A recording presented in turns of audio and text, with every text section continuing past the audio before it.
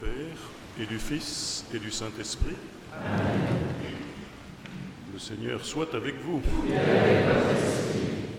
C'est une joie, en effet, d'être dans cette forme d'église que nous vivons pour cette journée, dans laquelle tous les états de vie et toutes les façons de servir l'Église sont bien présentes et chacun d'entre vous a bien le sentiment que tous ceux qui sont de son genre, de son âge, de son activité, de son état de vie ne sont pas là, mais il est là avec les autres pour rendre présent toute l'Église diocésaine, toute l'Église particulière que nous formons, c'est-à-dire l'Église qui a tout ce qu'il faut en elle pour vivre la mission de l'Église avec cette ouverture qui la dépasse, cette ouverture sur les autres églises particulières qui forment l'Église universelle. Mais en nous-mêmes, nous avons tout ce qu'il faut pour vivre la mission qui nous est confiée. Nous sommes là ce matin, heureux d'être ainsi rassemblés et surtout capables de nous recueillir. Nous faisons récollection, nous nous recueillons dans le Seigneur. Nous ne pouvons pas avancer sur le chemin sur lequel il nous a envoyés sans retourner vers lui. La première bénédiction que nous entendons au 1er janvier dans la lecture du livre des Nombres, c'est que le Seigneur tourne son visage vers toi. Il le fait. Nous le croyons. Nous nous tournons vers lui en nous tournant les uns vers les autres comme nous venons de le faire, mais en prenant ce temps du recueillement. Évidemment, nous entendons d'abord dans le temps du recueillement le temps du silence nécessaire pour cela. Et on nous a invités à profiter de ce temps du silence tout au cours de cette journée. Mais nous nous recueillons aussi en écoutant sa parole, en nous écoutant les uns les autres et en accueillant ce qui va nous mettre en route, nous remettre en route. Nous avons bien raison de commencer cette journée en disant et en chantant que le Seigneur est notre lumière et notre salut. Nous voulons habiter sa maison. Nous le faisons symboliquement en étant dans cette chapelle, dans cette église, ce matin. Mais nous savons que habiter la maison du Seigneur, ça n'est pas seulement se tenir dans des murs qui disent sa présence, mais c'est se laisser aller à trouver sa présence en toutes choses. Nous n'avons qu'un désir, c'est d'habiter ensemble la maison du Seigneur.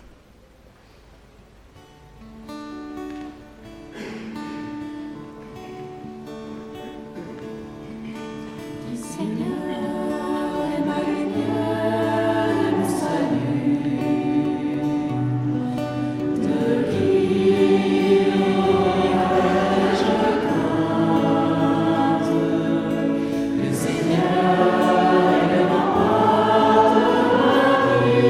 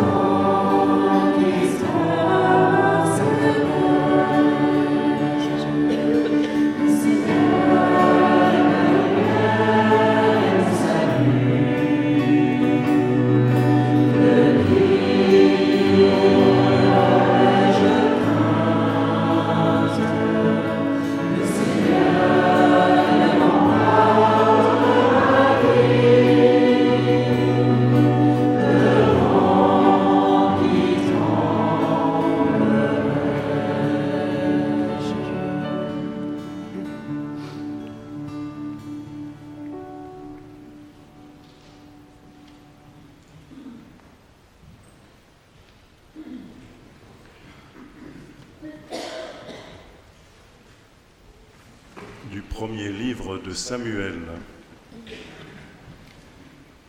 En ces jours-là, le jeune Samuel assurait le service du Seigneur en présence du prêtre Élie. La parole du Seigneur était rare en ces jours-là, et la vision peu répandue. Un jour, Élie était couché à sa place habituelle, sa vue avait baissé et il ne pouvait plus bien voir. La lampe de Dieu n'était pas encore éteinte.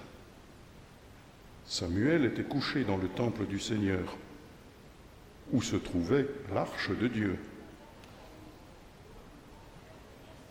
Le Seigneur appela Samuel qui répondit « Me voici ». Il courut vers le prêtre Élie et il dit « Tu m'as appelé, me voici ». Élie répondit « Je n'ai pas appelé, retourne te coucher ». L'enfant alla se coucher. De nouveau, le Seigneur appela Samuel, et Samuel se leva. Il alla auprès d'Élie et dit « Tu m'as appelé, me voici ». Élie répondit « Je n'ai pas appelé mon fils. Retourne te coucher ». Samuel ne connaissait pas encore le Seigneur, et la parole du Seigneur ne lui avait pas encore été révélée. De nouveau, le Seigneur appela Samuel. Celui-ci se leva, il alla auprès d'Élie et il dit « Tu m'as appelé, me voici ».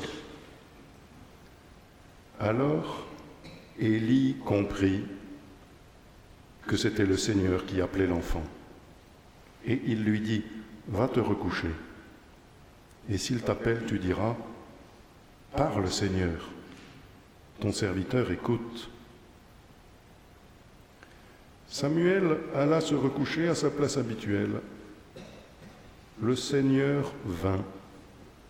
Il se tenait là et il appela comme les autres fois « Samuel, Samuel ». Et Samuel répondit « Parle, ton serviteur écoute ». Samuel grandit, le Seigneur était avec lui, et il ne laissa aucune de ses paroles sans effet. Tout Israël, depuis Dan jusqu'à Beersheba, reconnut que Samuel était vraiment un prophète du Seigneur.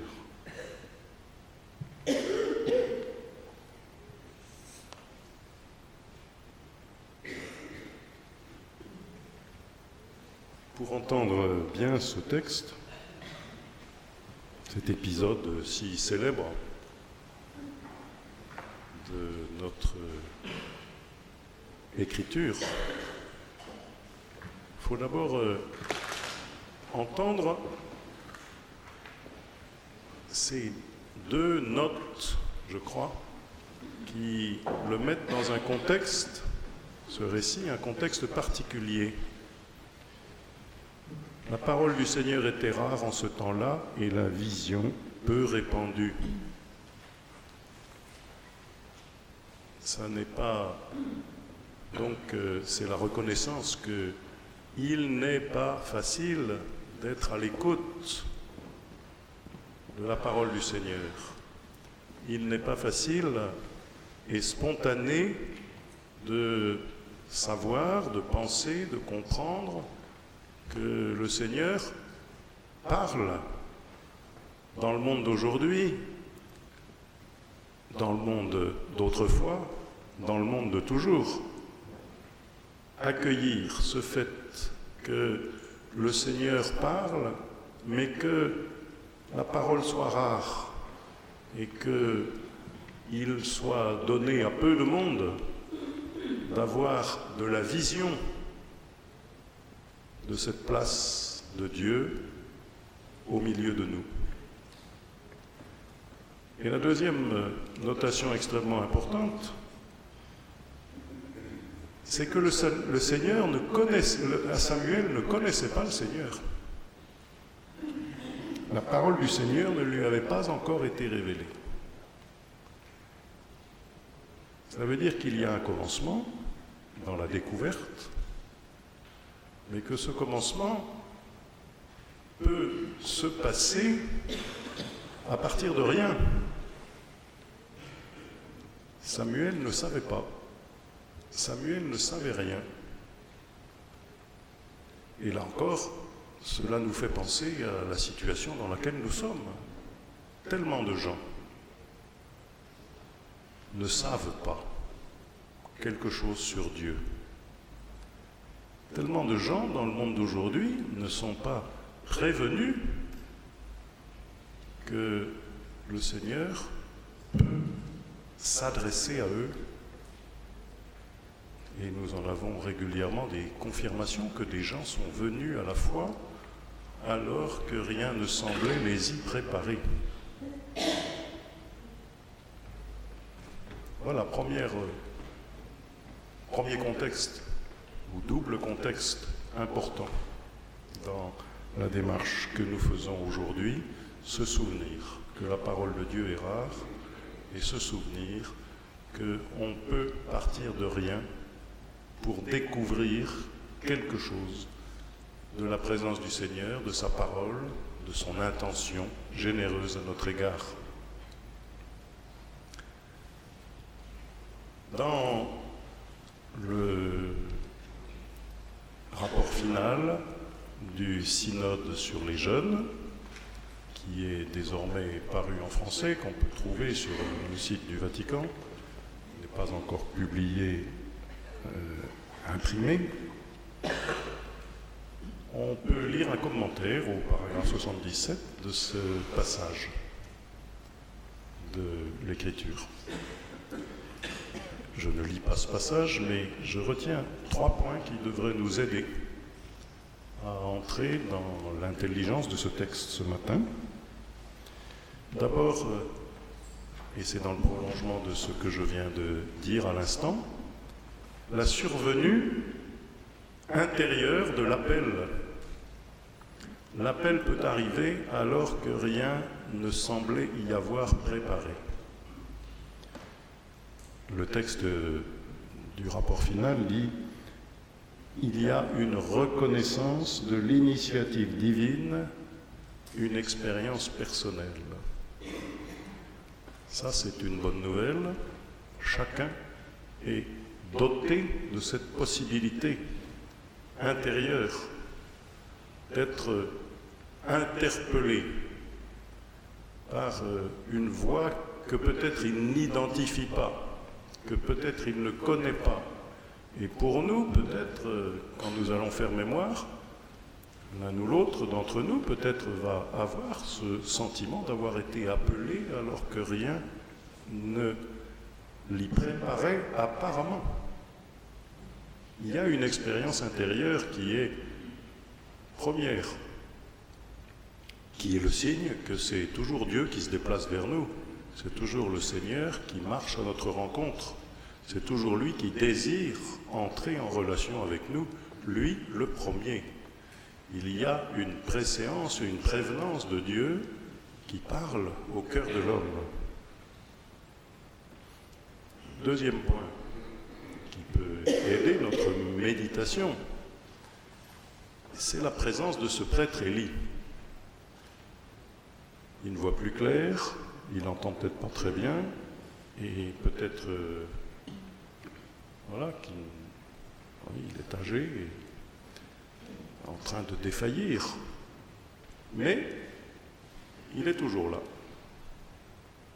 Il est toujours présent. Il ne comprend pas du premier coup. Il ne s'agit pas de l'en accuser.